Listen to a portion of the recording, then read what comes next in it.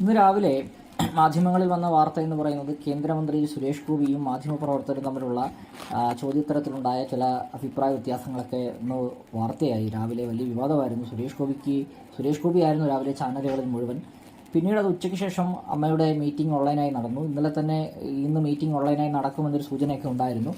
2 ദിവസം മുമ്പ് തന്നെ മോഹൻലാൽ പ്രസിഡന്റ് സ്ഥാനം ഒഴിയുമെന്നുള്ളത് ഏറെക്കുറെയൊക്കെ ഉറപ്പായിരുന്നു.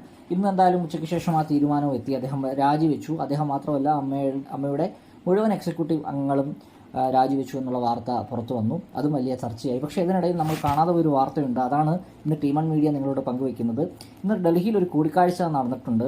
ആരൊക്കെയാണെന്ന് ഏകദേശം കുറച്ച് പേർക്ക് അറിയാൻ സാധിക്കും. ഡൽഹിയിൽ നടന്ന കൂടിക്കാഴ്ച കേരളത്തിൻ്റെ മുഖ്യമന്ത്രി പിണറായി വിജയനും പ്രധാനമന്ത്രി നരേന്ദ്രമോദിയും തമ്മിലായിരുന്നു കൂടിക്കാഴ്ച നടന്നത്.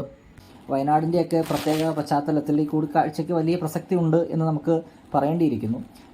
എന്തായാലും ആ കൂടിക്കാഴ്ച നടന്നു. പ്രധാനമായും വയനാടിനെക്കുറിച്ചും പിന്നീട് ഇപ്പോൾ കേരളത്തിൽ നടന്നുകൊണ്ടിരിക്കുന്ന കേന്ദ്രവും സംസ്ഥാനവും ചേർന്ന് നടത്തുന്ന വികസന പ്രവർത്തനങ്ങളെക്കുറിച്ചുമാണ് ചർച്ച നടന്നിട്ടുള്ളത്. പ്രധാനമായും വയനാട് പുനരധിവാസ പാക്കേജ് കേന്ദ്രം ഉടൻ പ്രഖ്യാപിക്കണം എന്ന ആവശ്യം ഒരു നിവേദന രൂപത്തിൽ പ്രധാനമന്ത്രിക്ക് മുഖ്യമന്ത്രി സമർപ്പിക്കുകയാണ് ചെയ്തത്. അതിലൊരു തീരുമാനം ഉടൻ ഉണ്ടാകും എന്നുള്ളത് തന്നെയാണ് പ്രതീക്ഷ. കേന്ദ്ര സംഘം ഉടൻ പരിശോധന നടത്തി റിപ്പോർട്ട് കേന്ദ്രത്തിന് കൈമാറും. അതോടുകൂടി പാക്കേജിൻ്റെ പ്രഖ്യാപനം ഉണ്ടാകാനുള്ള സാധ്യത ഉണ്ട്. ഇവിടെ സിനിമാ കാര്യം പൂർണ്ണ ചർച്ചയാകുമ്പോഴാണ് ഡൽഹിയിൽ വികസന കാര്യങ്ങളെക്കുറിച്ചൊരു ചർച്ച നടന്നത്. പ്രധാനമന്ത്രി നരേന്ദ്രമോദിയും മുഖ്യമന്ത്രി പിണറായി വിജയനും കൂടിക്കാഴ്ചയൊക്കെ നടത്തിയതിനു ശേഷവും അവിടെ ചർച്ചയാക്കാൻ ശ്രമിച്ചത് ഇവിടുത്തെ സിനിമാ മേഖലയിലെ പ്രശ്നമായിരുന്നു എന്നുള്ളതാണ്. മുഖ്യമന്ത്രിക്ക് നേരെ പലതവണ മാധ്യമപ്രവർത്തകർ ചോദ്യം ചോദിച്ചു. പക്ഷെ അതിനൊന്നും മുഖ്യമന്ത്രി മറുപടി പറഞ്ഞില്ല. എന്തുകൊണ്ട് അതിൽ മറുപടി പറയുന്നില്ല എന്ന് ചോദിച്ചാൽ അതിനൊരു ഉത്തരം എന്ന് പറയുന്നത് സർക്കാർ ഇതിനെ വലിയ രീതിയിൽ ഗൗരവത്തിലെടുക്കാൻ ഉദ്ദേശിക്കുന്നില്ല എന്നുള്ളതാണ്. ഹേമ കമ്മിറ്റി റിപ്പോർട്ടിന്മേൽ അന്വേഷണം നടത്താൻ ഒരു പ്രത്യേക സംഘത്തെ ഇപ്പോൾ നിയോഗിച്ചിട്ടുണ്ട്.